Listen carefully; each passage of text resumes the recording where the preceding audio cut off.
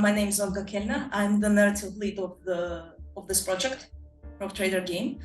My name is Alexander Mishulin. I am creative director for All Cat Games and for Rock Trader.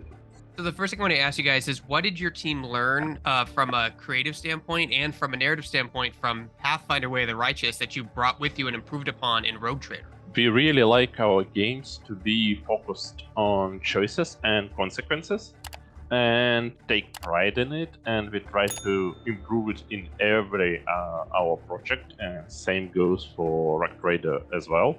So we are trying to give players a lot of choices and consequences and reaction to the choices from the world around them, from companions, in every way imaginable.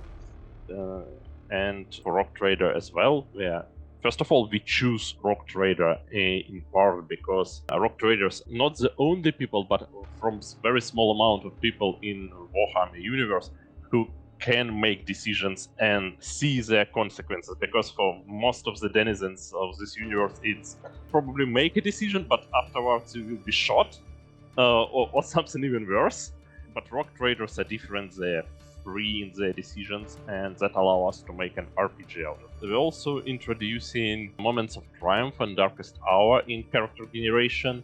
These are elements that are not having huge mechanical significance, but they have narrative significance as well. Situations in the game when this will come in handy and characters will react to these elements of your character generation, allowing you to do something more easily, or sometimes something will become more difficult. So there are reactions even to the choices in character generation. Olga, from a narrative standpoint, like, what does that open up for you, going from like a purely fantasy world like Pathfinder into like a futuristic sci-fi world of 40k? Two universes have a little bit of a different approach to the lore, to the narrative, because for Pathfinder games we were very close. We went very close to the rulebooks and to the ways this universe actually functions. Warhammer is a universe that is shaped in a big part of it by the things that are not explained, by the warp, by the chaos, by many other influences, by unknown xenos corruption, and so on. So we had a larger freedom, a broader freedom at choosing what narrative paths we can use for telling the story that we had in mind. And we weren't afraid to maybe step a little bit from the established lore without breaking it, still respecting the established universe that millions of people around the world love, but still adding something from ourselves. So, your Pathfinder game was obviously based on the Pathfinder tabletop series. Warhammer 40k also has its own tabletop series, but there's been a lot of different iterations of that tabletop game. How did you guys decide on a affirmative edition, and what did you add in terms of your own flavor to the game to make these systems work on an RPG level? This time around, we are not making the game as close as possible to the tabletop rules. We took an inspiration from rules and built upon this foundation to make kind of hybrid system. A lot of abilities, talents are our own, because we had to scale them for 1 hour long game and 100 hours long game, and it is difficult to do from the original material because it's far more compact and growth is less significant for each particular character. So all the names are the same, and the way abilities named are the same, so you can expect familiar things, but the mechanics itself could be different. Is tailored to the turn-based tactics of our own.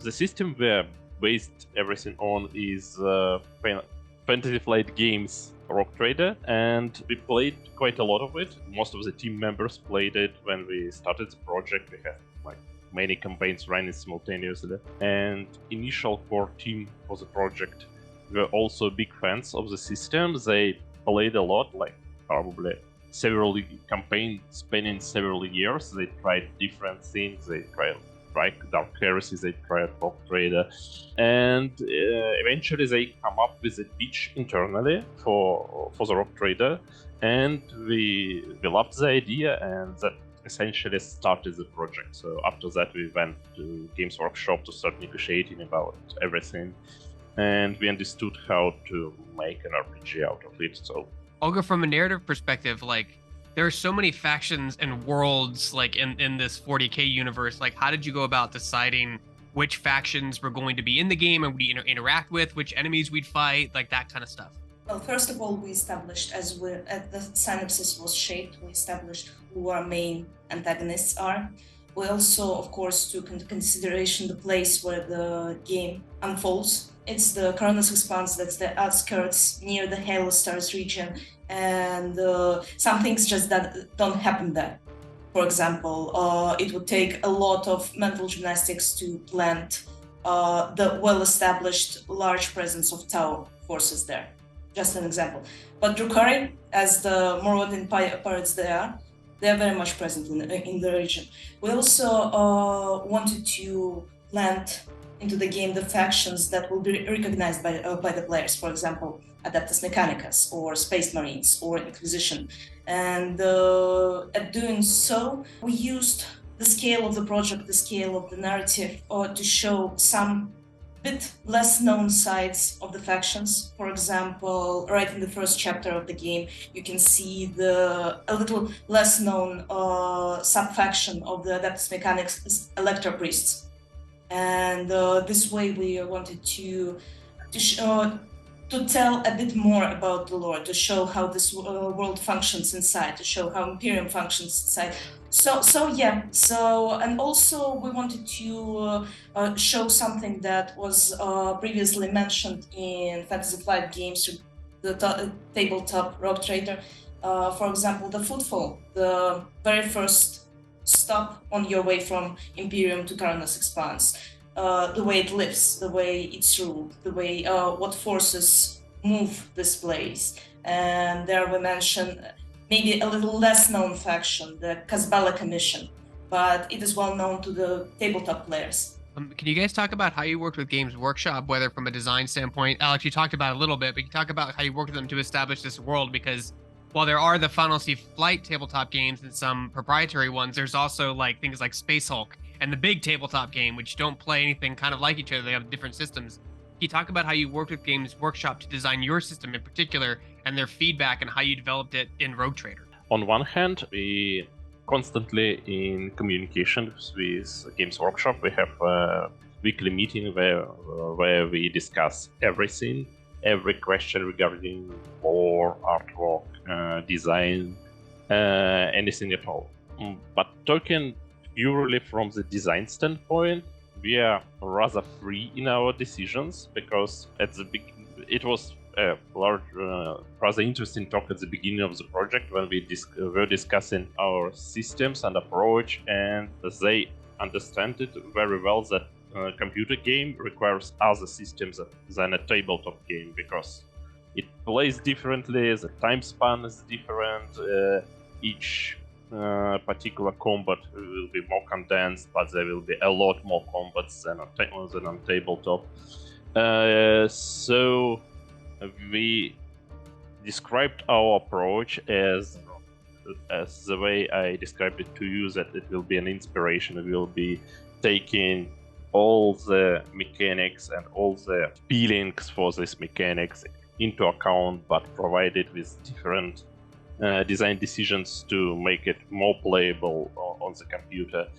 They agreed upon that, and afterwards it's only things like comments and suggestions, like probably you should do that, and it will be more coherent to the worldview, to the Warhammer 40k. To give you an example, there are quite a lot of characters in the Warhammer 40k that use a sword and a gun, and for quite a long time we didn't allow dual wielding of any kind. So if you have a sword, you just have a sword, and if you have a gun, okay, go ahead with a gun. But based on this feedback, we came back to our design then and started thinking what to do about that, how to provide mechanics to support the dual wielding, especially dual wielding of different weapons, like not like 2 swords or 2 guns, which is a little bit less tricky.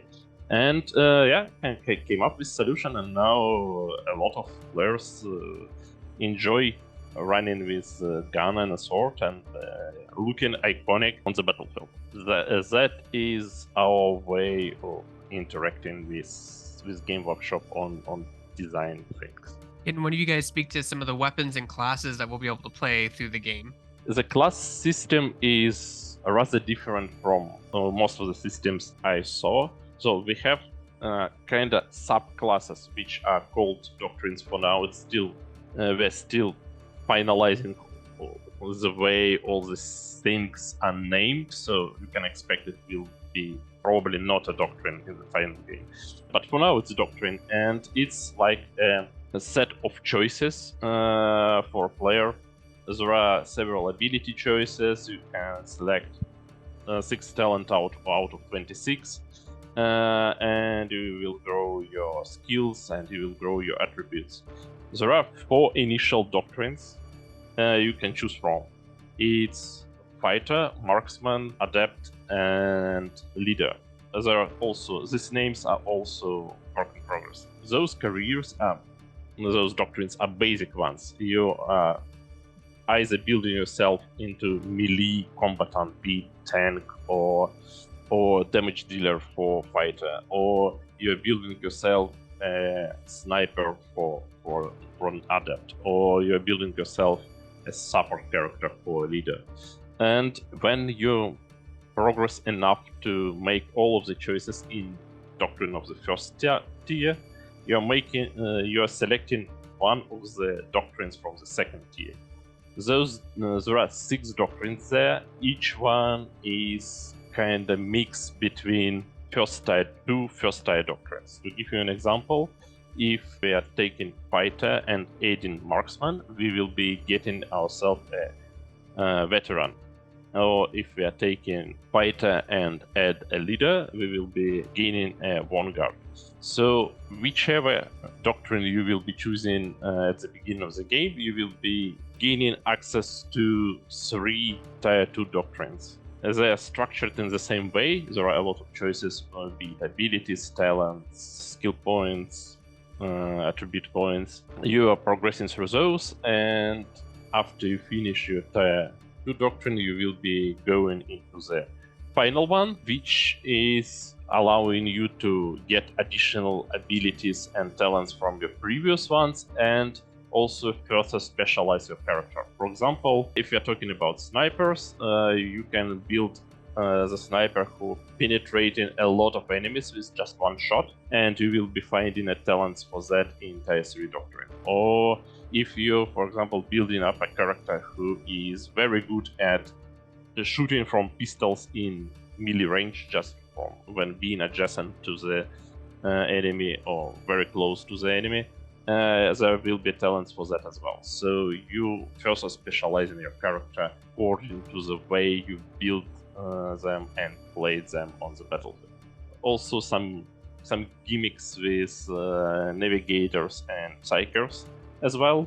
They're not doctrines, they are backgrounds. You cannot become psyker. You are starting the game as a psyker and you're progressing through all of these doctrines, but you are able to select psychic powers instead of your usual abilities. So you can be either full-fledged psyker with a lot of different psychic abilities, or you can be kind of mix. For example, take a fighter and get some abilities from biomancy to strengthen yourself, to give yourself more recovery, and play as this hybrid. Olga, in terms of the narrative and story, is it difficult in a game that's all about choices and like consequences? Is it difficult in a world of 40k where a lot of these empires would rather kill you immediately if you disagree with them, instead of like seeing the shades of gray? Is it hard working around that lore to like create an interesting narrative about choice? You're absolutely correct in saying that 40k is a very harsh universe, because there are a lot of people who think have very hard opinions on many things. But the player is a rogue trader. He's endowed with this very peculiar and very special role where he's protected from Imperium's law in many ways by his warrant of trade. This is a sacred document that bestows upon the player, upon the rogue trader, the rights to go to the darkness between the stars, scour the void, find the planets, and actually decide many things on their own. So if they want to establish a contact with some lost colony, it's allowed for them. It's not allowed for any other, or for the majority of Imperium's servants, but for them, that's completely okay. If they meet some xenos who are actually the enemies of humanity and decide to take them into their own personal retinue, that's allowed. So there are a lot of leeways for rogue traders to go beyond the rules of Imperium. But at the same time, the player plays with different forces, chaos namely, who doesn't care about these rules. And once stepping into this territory, sometimes it's hard to go back and decide, no, I changed my mind. That doesn't matter, because chaos stays with you, he corrupts you. And we established our own system, the system of convictions, something that tracks the player's decisions. And there is a conviction of being a loyal Imperium servant, or there's a conviction of being a chaos worshipper, or just generally the person who likes to deal as much pain and suffering as possible, like following the darkest desires. And there's another conviction called benevolentia, that is actually when you try to be a normal person in this universe, like trying to be kind, trying to make the right decision. And you certainly get a lot of undesirable reaction to that, because that's just the zest of the universe. It is a harsh reality of the grim dark, where you kill everything that you don't know what it is, and you just check everything twice before shooting it for the third time, just to make sure. You spoke a little about this earlier, but I want to kind of elaborate more on it. We're like, if someone's a big fan of the 40k and their favorite faction isn't in the game, like, why did you decide on like Chaos and Tau and Space Marines, and like maybe left, they might be in the game, I don't know, but maybe left Necrons out or Tyranids out, right? Or Eldar out. Like, how did you decide on like which ones were going to be showcased, which ones might make it into a sequel, if there is a sequel? As I said, we left out some factions that just there was no lore basis or narrative basis for them to be there. I give you the example about the Tau. It's just there's way too hard and peculiar to write them into the narrative. Right. Well, we can work with what we have there. And at the same time, we had some leeway in terms that some factions, most popular factions, might be there. And I believe there are some things that we just wouldn't be able to do. For example, leaving Space Marines out of this game, because Rogue Trader is not about Space Marines. But Space Marines it's not about these giant war skirmish. Yeah. But this is such a staple of the universe. Like, not getting at least one for a game is it's like a crime. Would have upset so many people. So, but that's okay, because we have space wolves and they travel in packs and they have their own mission there to go. And I won't spoil it anymore for you.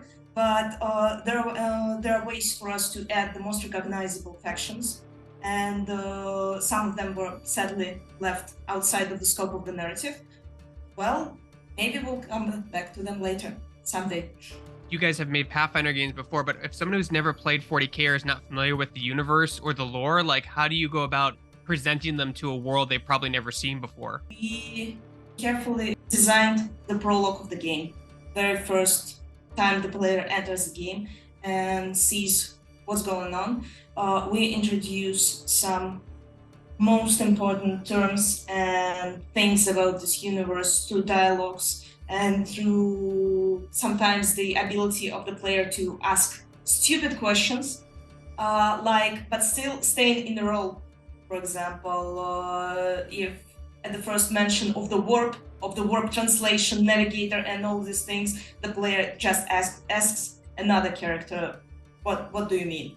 Very simple and very understandable question for the inhabitant of this universe who had never traveled via the warp travel. And the character reacts to that with, oh yeah, of course you don't know this, and then explains you in the narrative terms, not breaking the rule, but explains it as to another person who lives in this universe but didn't have the chance to experience this. And for example, if your character has a Navi officer role, the character will react, how are you able to be a Navi, to be in the Imperial Navy without knowing this stuff? Okay, I will explain it to you, but like, you're weird.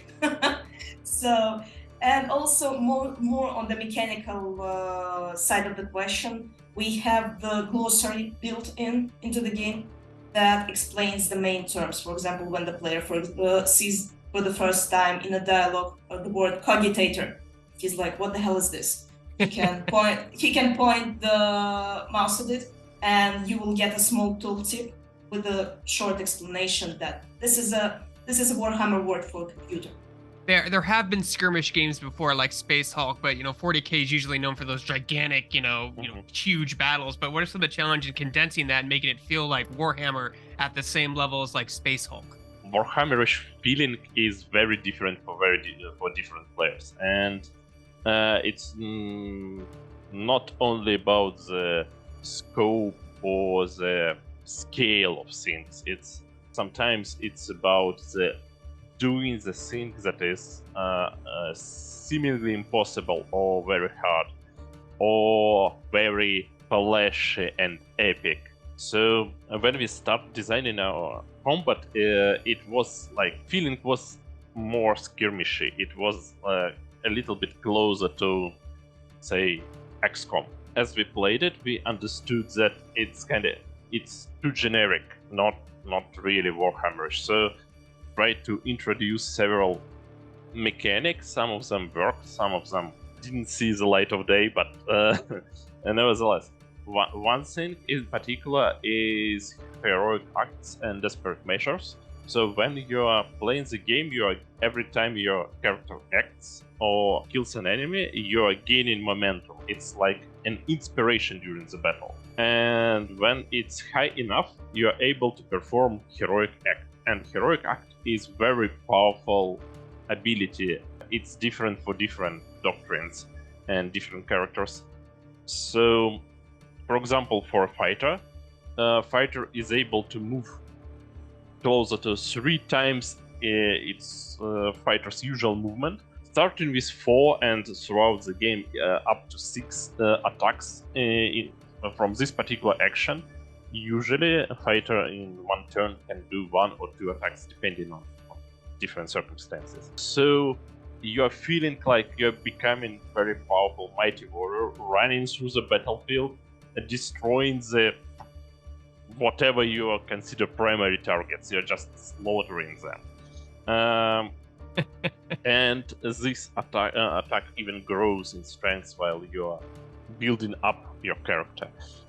So this gives you feeling of this very powerful ability, very larger than life ability that borderlines with cheating. It's so powerful. And same thing goes to desperate measure. When something is going very wrong, your momentum is really low, mostly because a couple of your characters are already dead. You can do just the same ability with huge debuff to your character, and this turns the tides of battle. You're overcoming your enemy despite the cost. Another thing is Warhammer combat is gritty. It's usually very dark and visceral, and we try to build to that in different ways. For example, when your character knocked out, there is no ability to get back in fight. There's no death save. There's no death save or roll. Yeah. Yeah. So you will be getting back after the fight is over. You will gain your trauma, and that could be healed by going back to the voidship. But if character is down, it's down for there are ways to prevent it, to use some abilities that will be saving a character from the death strike, but you have to plan ahead. Like feel no pain. Yeah. And there are also abilities from the leader that allows you to withstand one blow completely. There is a special item, emergency injectors, that once per combat, when your wounds getting below 0, it just stabilizes you, but you will not be able to move on your next turn. So there are ways to play around that, but it's still very, very harsh thing. And another thing is friendly fire. A lot of our attacks are pattern-based because Warhammer weapons are powerful and covering a lot of area. Or if you are doing burst fire, it will also cover like a cone, and bullets will be flying. So you can hit your own characters, and you have to be really mindful about placing of your characters so that they will not be getting in line of fire. On the other hand, we are modeling our shots rather physically, so when I'm talking about burst fire, when you're shooting, your skill determines whether your bullet will go straight or a little bit to sides or further to sides. But when it's out of the gun, it is flying. Whatever will be first on a trajectory will be hit. So if it will be enemy, good for you. If it will be friend, it's not so good for you. And it can go through. It can go through one enemy and go further. So if you are shooting at the enemy and behind this enemy, say your tank, you will be shooting your enemy and probably your tank. But on the other hand, you can build up a sniper that pierces a lot of enemies standing in line. My record right now is 5. So, and it's feel great. It's very gritty. Like, this is very powerful shot from very powerful weapons that just go through enemies and slaughter them. So this grittiness is another pillar of the combat that it stands upon, and we are trying to approach it in many different ways, be it physics, be it some mechanical rules, and because of that, combat feels Warhammerish in our opinion. No, in Allcat Games projects end up on console a lot. And I want to talk about that. Like the UI on an isometric RPG, or is made for PC, but you guys do this really good job at implementing it on consoles. Like, is that something you guys develop simultaneously as you're making the game? Is it something that happens after the fact? Because it's done so well for this type of game. Thank you. It depends. For our previous projects, it was for Kingmaker. It was made from scratch.